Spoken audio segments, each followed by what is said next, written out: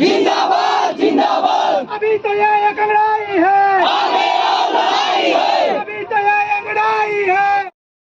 कितना समझ में तेरे, देखेंगे कितनी ऊंची चाल तुम्हारी।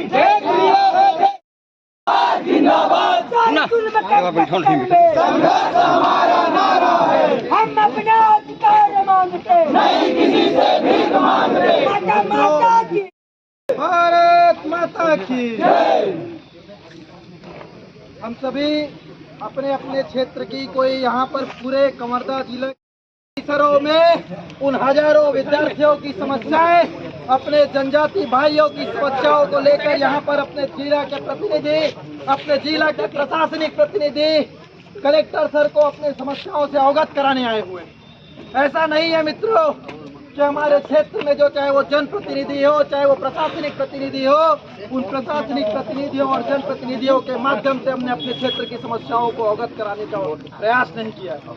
लगातार मेरे ध्यान में आ रहा है, चाहे वो बोलड़ा हो, चाहे वो पांडा तरई हो, चाहे वो पंडरिया हो, चाहे वो लोहारा हो, चाहे वो इस कवर्धा जिले का कोई भी क्षेत्र हो, तो प्रत्येक क्षेत्र तक ये विद्यार्थी इन अपने अपने परिसरों में पढ़ने वाले समस्त विद्यार्थी समुदायों की समस्याओं को लेकर, चाहे वो जन भागीदारी की समस्याएं हो, चाहे वो महाविद्यालय की मूलभूत सुविधाएं, मेरी छात्रा बहनें भी यहाँ पर उपस्थित है, मेरी छात्रा बहनें यहाँ पर उपस्थित है। उन छात्र बहनों के महीने में कुछ दिन ऐसे आते हैं जिन दिनों पर वो महाविद्यालय में होती है, लेकिन वो महाविद्यालयों में सैनिटरी डिस्ट्रॉय मशीन नहीं होने के कारण से, सैनिटरी मशीन नहीं होने के कारण से, वो सैनिटरी पैड नहीं होने के कारण से उनको किस समस्याओं से गुजरना पड़ता है, वो शायद जहाँ पर बैठी छात्राएं ही समझ सकते हैं, या जो छात्राएं हैं वो समझ सकते हैं, महिलाएं समझ सकती हैं। फूल नहीं चिंगारी है, ये भारत की नारी है, फूल नहीं चिंगारी है, ये भारत की नारी है।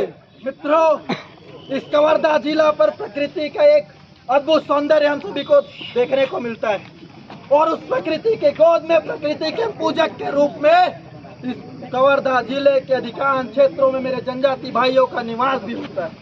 ये जनजाति भाई एक समय तक, चाहे वो पढ़ाई का क्षेत्र हो, चाहे वो तकनीकी का क्षेत्र हो, उन सभी क्षेत्रों में अपने आप को पीछा समझते थे। माननीय मुख्यमंत्री जी, माननीय मुख्यमंत्री जी इस चुनाव से पहले आते हैं और वो जनजाति भाइयों के बीच में लगातार लोग लुभावने वादे करते हैं। चाहे वो यहाँ पर इंजीनियरिंग कॉलेज का विषय हो, चाहे वो यहाँ पर बीएड कॉलेज खोलने का विषय हो, चाहे वो कुकदुर पे महाविद्यालय खोलने का विषय हो, चाहे वो इस कवर्धा जिले के अलग अलग स्थानों पे हायर सेकेंडरी खोलने का विषय हो, नवीन महाविद्यालय खोलने का विषय हो, प्रोफेशनल कॉलेज खोलने का विषय हो, ऐसे अनेक प्रकार के लोग लुभावने वादे माननीय मुख्यमंत्री महोदय के द्वारा किए जाते हैं। लेकिन कुछ समय बाद जब उनकी सत्ता आ जाती है, और सत्ता में आने के बाद में हम जब देखते हैं तो बड़े निराशा मन में लगती है। वो कोई कुकदुर का कॉलेज कब खुला, तो कोई कुकदुर का कॉलेज इस वर्ष खुला जब चुनाव। कॉलेज रोड में डबरा है, कॉलेज रोड में डबरा है, और ये कॉलेज खोल तो दिए, कॉलेज में प्रवेश लेना भी स्टार्ट कर दिए, लेकिन मैं जब वहाँ के विद्यार्थियों से संवाद करता हूँ, वहाँ के विद्यार्थियों से चर्चा करता हूँ और पूछता हूँ कि भैया उस कॉलेज की बिल्डिंग कहाँ है, तो उस विद्यार्थी को ये भी नहीं मालूम है कि कॉलेज की बिल्डिंग कहाँ है। वहाँ पे हम जब देखते हैं तो कॉलेज में प्राचार्य कौन है, तो भैया एक कॉलेज, 5 कॉलेजों के ऊपर एक प्राचार्य है। वहाँ पर जब शिक्षकों की मैं बात करता हूँ तो अगर जिस कॉलेज में 32 प्राध्यापक होने चाहिए, वहाँ पर प्रोफेसरों की संख्या कितनी है, वो 2 है।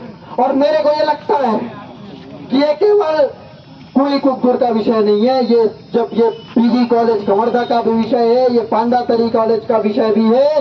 यही कवर्धा जिले के अंदर 9 विद्यालय जो है, उन 9 विद्यालयों की यहाँ पर आप लोगों के ध्यान में होगा एक फिशनरी कॉलेज, उस फिशनरी कॉलेज का लाभ लोकल विद्यार्थियों को कितना मिलता है, तो यहाँ पर एक बड़े यहाँ पे एक बड़ी संख्या में विद्यार्थी प्रतिनिधि उपस्थित, जो अपने अपनी कक्षा के प्रतिनिधि हैं, जो अपने अपने महाविद्यालय के प्रतिनिधि है। और मैं उनसे पूछूंगा कि उस फिशनरी कॉलेज में इस कवर्धा जिले का कितना विद्यार्थी पढ़ता है, तो मन में एक निराशा का भाव आएगी। हम 5 नाम भी अपनी उंगलियों पे गिना नहीं पाएंगे। ऐसी स्थिति है कि नहीं है? आज वर्ष बीतने को परीक्षाएं हो गई, परीक्षाओं के परिणाम भी आ गए, लेकिन भैया वो छात्रवृत्ति जो हमको प्री सेशन में मिलना चाहिए, जो शैक्षणिक वर्ष के मध्यांतर में हमको मिलना चाहिए, वो छात्रवृत्ति अभी तक मिली क्या? नहीं। और जब विद्यार्थी परिषद के प्रतिनिधि चाहे वो माननीय मुख्यमंत्री महोदय के सामने, माननीय मुख्यमंत्री महोदय से मिलने जाते हैं, माननीय हायर एजुकेशन के आयुक्त से मिलने जाते हैं, तो एक बहाना हम सभी लोगों के बीच में आता है कि हम आधार की लिंक करें। आप लोग भी अलग अलग कॉलेजों में पढ़ते हैं, आप लोगों को ये बताया गया है कि छात्रवृत्ति में आधार कार्ड लिंक करना चाहिए, बताया गया है क्या? नहीं। बताया गया है क्या? नहीं। और यही स्थिति केवल ये कवर्धा की स्थिति नहीं है, ये स्थिति पूरे छत्तीसगढ़ की है। और अगर आधार कार्ड लिंक कराना भी था तो ये पूरा शैक्षणिक वर्ष हम सभी के बीच में था। ये परीक्षा के समय या ये वर्ष शैक्षणिक वर्ष के अंत में ही हम सभी लोगों को ये याद क्यों आए? तो मेरे ध्यान में आता है कि आज ये सरकार के सभी विभाग आज कर्जों में दबे हुए हैं। ये सरकार आज ये झूठ बोल रही है, इस सरकार के पास में हम विद्यार्थियों का पैसा देने के लिए धन ही नहीं है, वित्त ही नहीं है, और ये हमसे झूठ बोल रही है। ये हम सबसे लबारी मार रही है, और लबारी किस लिए मार रही है? ये लबारी मारते हुए हम सभी को ठगने का काम कर रही है। क्या ऐसा होने देंगे क्या? नहीं। और इन सभी समस्याओं के बावजूद विद्यालयों की भी एक दयनीय स्थिति हमारे क्षेत्रों में देखने को मिलती है। अगर विद्यालयों में जाएंगे तो उस महाविद्यालयों में विज्ञान के विद्यार्थी भी पढ़ते हैं। वो विज्ञान के विद्यार्थी जब पढ़ते हैं तो उनके प्रैक्टिकल इक्विपमेंट की भी जरूरत रहती है। मैं स्कूलों की बात तो बहुत दूर की छोड़ दूं मित्रों, ये महाविद्यालयों में प्रैक्टिकल इक्विपमेंट हैं क्या?